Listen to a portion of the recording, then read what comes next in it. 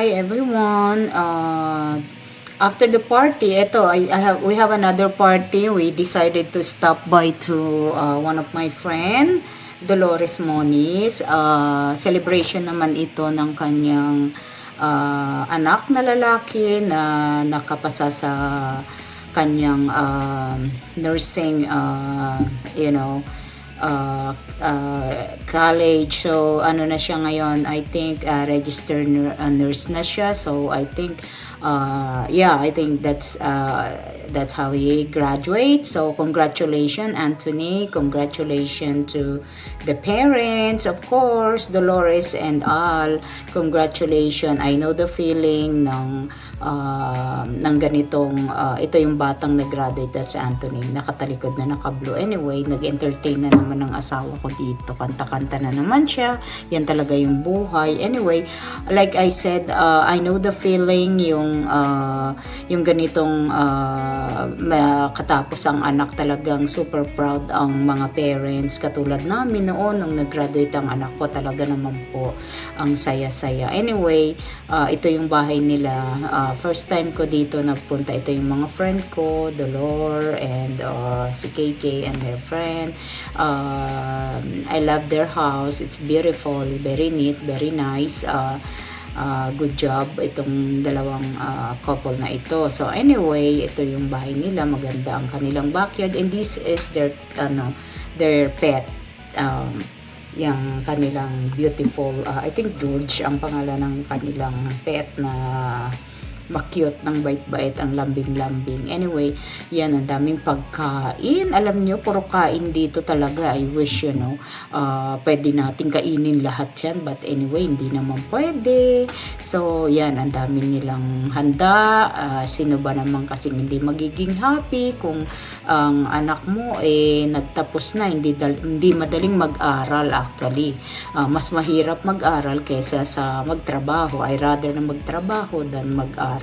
Anyway, ito yung mga bisita nila, mga friend nila na mga bata din. Kahit papano, na-enjoy naman nila yung kanilang pagkabata. Anyway, like I said, ito muna ang nag-stop by lang kami dito to say hi, and para naman kasi she's always in our party. So, kahit papano, magkaroon naman tayo ng konting respect. Okay? My friend's son just passed the board. He's a registered nurse now. Ampalaya! Ampalaya! Ampalaya! Ampalaya!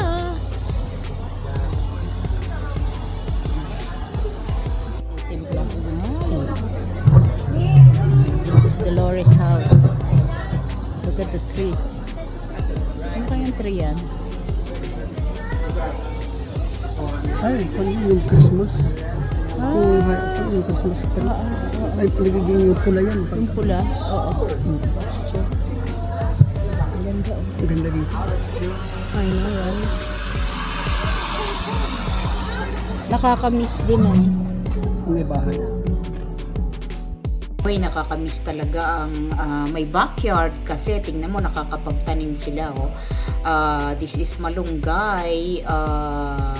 Binigyan ako ni Dolor niyan kasi actually yan yung hinanda ko ng birthday ng asawa ko. Tsaka yan nag-harvest kami ng mga tomato niya, ng malunggay, ng ampalaya, ng sitaw. Can you believe? Alam nyo, lang dito, tuwing lang nagtatanim yan, tuwing summertime lang, like 4 months lang yan, and then after that, ipapasok niya na, mamamatay na yung mga andyan sa balag, tapos magtatanim na naman sila, tapos yung iba naman nasa paso lang, ipinapasok sa loob ng bahay. Kaya alam nyo, dyan sa Pilipinas, ang sarap dyan kasi all year round pwede ka magtanim. Kaya tingnan nyo ang mga tao dito, they are mga flowers. Yung mga flowers na yan, nabubuhay yan all year round. Pagka winter, namamatay sila. Pero ito, evergreen ito.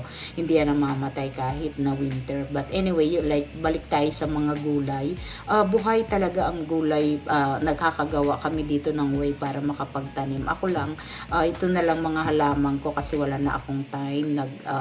Tanim-tanim, pero sila mahaba ang patient nila. So anyway, dito naman tayo sa taas nila Dulor. Mga usyoso ako dito.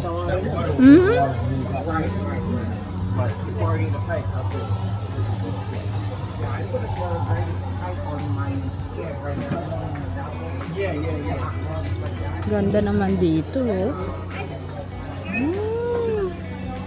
Look at this. Ay. Nanguusyoso ako dito, ha. Ate, okay lang yun. Sabi Kasi ko si sabi ko Garly, ni sabi ko- Sitaw. Kako mag-ano siya? Sabi ko kay sabi ko uy, meron na. Uy, sitaw nga. Teka nga. Ay, oo nga. Ay, to. Sitaw nga. Sitaw. Oh my God. Ano ba kayo? Baka mamaya palayasin tayo ni Al dito. Sabi ko nga kay Gabi, uy, meron tayong pang munggo, oh. Panghanda natin sa Sabado. Ano ka ba, joke lang? Yan yung harvest siya. Yan yung dati. Sa likod. Pinipat na lang. Ang galing naman ni Al. Tapos na ba? Kasi kukuha na ako ng Kangkong? Oh my God, kangkong nga. Ay, totoo pala yung hula ko. Kangkong nga to, kangkong. My God, paborito ng anak ko yung kangkong. Oo, paborito niya yan sa sinigam. Sasabihin niya, Mom, I want sinigam.